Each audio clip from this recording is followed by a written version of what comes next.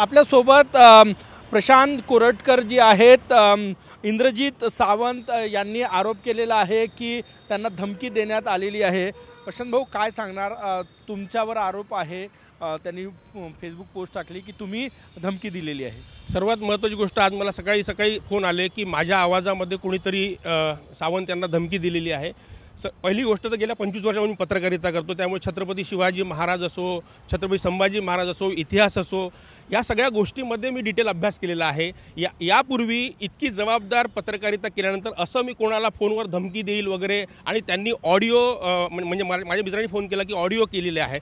आजकाल सोशल मीडियावर माझे 15 वेळा फेसबुक अकाउंट हॅक झाले, नंबर हॅक झाले, नंबरवरून फोन गेले। त्याच्यामुळे कुठलीही शहानिशा न करता केवळ माझं नाव वापरून की कोणीतरी फोन केला हे अतिशय चुकीचं आहे, आणि अशा पद्धतीने धमकी द्यायचा प्रश्नच नाही आहे। दुसरी गोष्ट, सगळ्यांनी छत्रपती संभाजी महाराज आणि शिवाजी महाराज जवळून वाचलेले आहे, लहानपणापासून वाचलेले आहे। त्याच्यामुळे असं बाष्कळ कुठलीही तरी धमकी देण्याचं माझा आत्तापर्यंतचा पायंडा नाही, आणि ती गोष्ट त्यांनी मला शहानिशा करून विचारून जर टाकली असती की तुमचा आवाज आहे का नाही आहे, कारण आजकाल आपल्याला माहीत आहे की प्रत्येकाचे मॉर्फिंग आवाज करता येतात। त्याच्यामुळे AI मार्फत तुम्ही म्हणायचं आहे तुम्हाला? असं वाटते की याच्यामध्ये काहीतरी कोणीतरी खोडसाळपणा केला, कोणीतरी माझ्या जवळच्या कोणी जो रायव्हली ठेवत असेल त्यांनी केलेला प्रकार आहे, आणि त्याच्यामुळे सोशल मीडियाचा वापर करून, AIचा वापर करून काहीतरी आवाज क्रिएट करण्याचा प्रयत्न केला, धमकी देण्याचा प्रयत्न केला। त्याची मी पण पोलिसात तक्रार करणार आहे आता, की कोणी नेमकं माझ्या आवाजाचा कॉपी केली किंवा काय केलं याची चौकशी केली पाहिजे पोलिसांनी पण।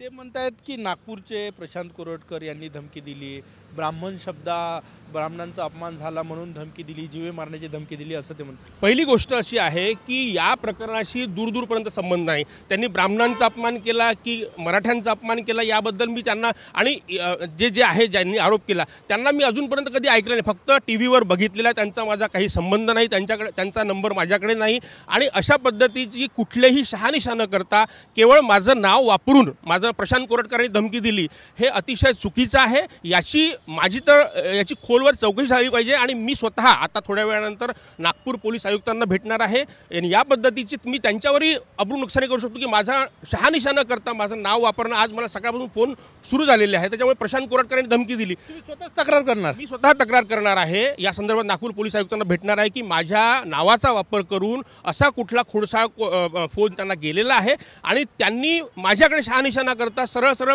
ती मीडियाला आणि यांना बातमी दिलेली आहे। खरं म्हणजे मी स्वतः 25 वर्ष मीडियामध्ये काम केलं, मला माहीत आहे राईचा पर्वत कसा होतो। तर त्याच्यामुळे जे इंद्रजीत सावंत आहे त्यांनी जर मला फोन करून म्हटलं असतं की हा तुमचा आवाज आहे का, तुमच्या नंबरवरून असा मला फोन आला होता, तर ते न करता त्यांनी डायरेक्ट सोशल मीडियावर केलं, तर याच्याबद्दल मी सुद्धा तक्रार करणार आहे पोलिसांना। पण पोलीस तक्रार करण्याची शक्यता आहे आज?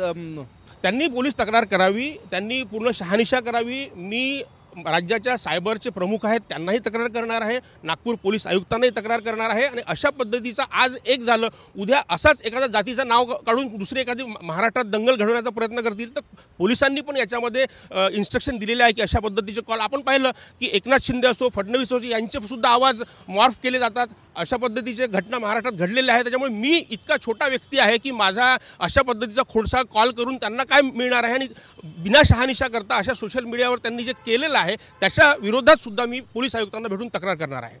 त्यांच्या ज्या पोस्टमध्ये त्यांनी माननीय मुख्यमंत्री देवेंद्र फडणवीस यांच्या नावाचा पण उल्लेख केलेला आहे, हे अतिशय चुकीचं आहे। माननीय देवेंद्र फडणवीस यांच्या नावाचा कुठेही उल्लेख मी तर कधी करतच नाही, आणि आपल्याला माहीत आहे मी पत्रकार म्हणून 25 वर्षापासून काम करतो आहे, त्याच्यामुळे फडणवीस साहेबांच्याबद्दल असो किंवा सरकारबद्दल असो मी इंडिव्हिज्युअल एंटिटी आहे।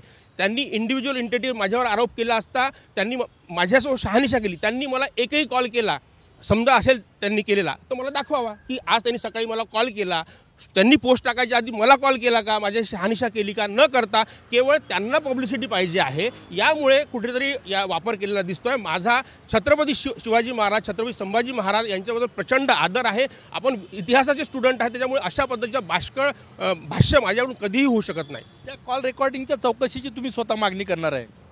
कॉल रेकॉर्डिंगची चौकशी झाली पाहिजे, माझा नंबर कसा मॉर्फ केला, माझा आवाज कसा मॉर्फ केला याच्याबद्दल मी IG सायबर यांच्याशी, यशस्वी यादव यांच्याशी पर्सनल बोलणार आहे आता थोड्या वेळाने। आताच फोन सुरू झाले तेव्हा मला कळलं की असा कॉल झाला, आणि आपल्या माध्यमातून मला कळलं की असा कॉल झाला, आणि त्यानंतर मी माझी सफाई द्यावी म्हणून मी तुम्हाला बोलतो आहे। हे गंभीर प्रकरण आहे, कारण की ज्यांचा छत्रपती शिवाजी महाराजांचा उल्लेख त्यामध्ये आहे, छत्रपती संभाजी महाराजांचा उल्लेख त्या कॉलमध्ये आहे। छत्रपती संभाजी महाराज असो, छत्रपती शिवाजी महाराज असो, इतर ऐतिहासिक जे मोठमोठे नेते होऊन गेले यांच्याबद्दल आपल्याला आदर आहे। आणि माझ्यासारखा टी व्हीवर जाऊन छत्रपती संभाजी शिवाजी महाराजांचा छावा सिनेमा झाल्यानंतर यांना सगळ्यांना दिसत आहे, त्याच्यामुळे मी कुठलीही प्रतिक्रिया दिली नाही। माझ्या नंबरवरून मी वैयक्तिक त्यांना ओळखत नाही, त्यांचा नंबर माझ्याकडे नाही आहे।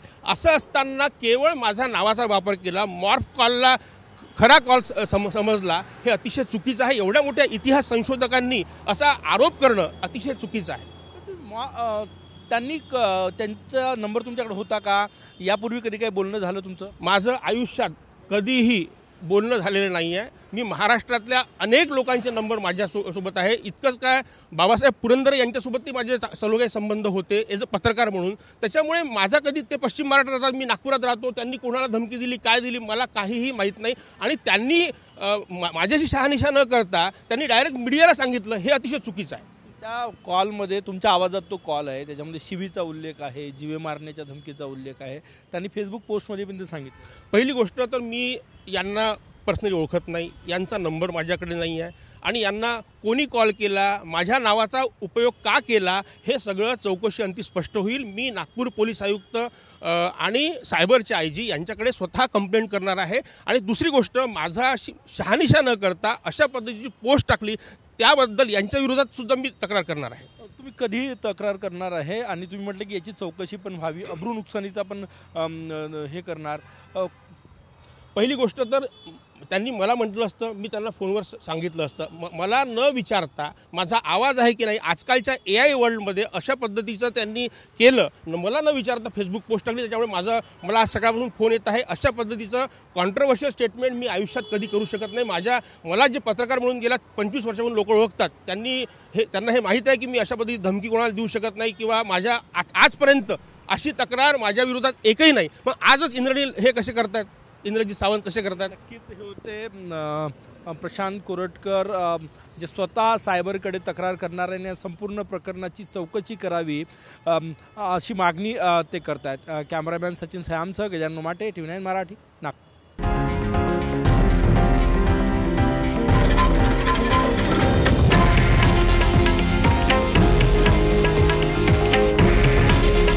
हे आहे देशातील नंबर 1 न्यूज नेटवर्क आणि आपण पाहत आहात TV9 मराठी।